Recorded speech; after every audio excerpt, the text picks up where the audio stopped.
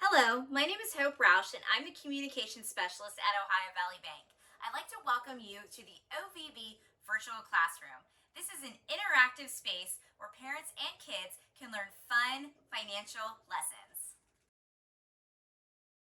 In this lesson, we're going to get our craft on as we learn how to both save and spend wisely. It's never too early to start saving. Practicing good saving skills at a young age will help make you a more financially responsible adult. Parents, a good way to help your child develop good saving skills is to involve them in the banking process. Take them to the bank with you while you do your transactions and consider opening them a savings account. Involve them in the process and they will be on the road to financial success.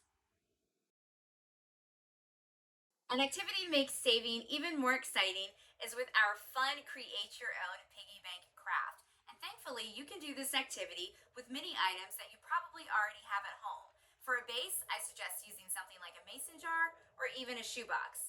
Now for your supplies, you're going to need a pair of scissors. And for the younger kiddos, I would suggest asking an adult to help you with this process. You're also going to want a glue stick or even some tape.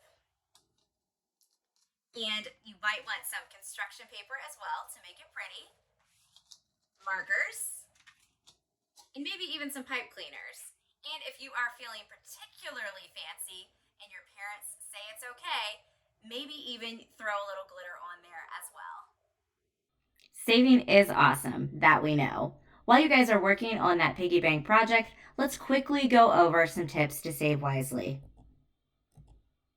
We always want to prioritize those needs over our wants. Remember, needs are essentials like housing, food, clothing, water. Wants, that's all of the extras like going to concerts, going to movies, video games, candy. You want to make sure that you pay yourself first. So anytime you earn money, perhaps from doing chores, getting good grades in school, or you get a little money maybe for birthdays or holidays, before you spend all of that money at once, you want to tuck some of that money aside, whether it's putting it in your homemade piggy bank or a savings account at a bank. You want to make sure you have some of that money set aside for the future. And then, of course, you always want to create a savings plan. Know what you're savings for, how you're going to do it, and if you stick to that plan, you're going to be much more successful. And voila, here is our finished product. I think my piggy bank is pretty cute. You can see there is a place up here for me to put any money that I earn right at the top of my little piggy bank. Hopefully you guys use your homemade piggy banks to help you save as well. Consider putting any money that you might earn by getting good grades in school, doing chores around the house or holidays or even birthdays in your piggy bank, and you will be on the way to having great saving habits. Do you want to level up with your saving? Take those mason jars and give this activity a try with our savings jars. A spending bank you would use for money to be used on everyday expenses.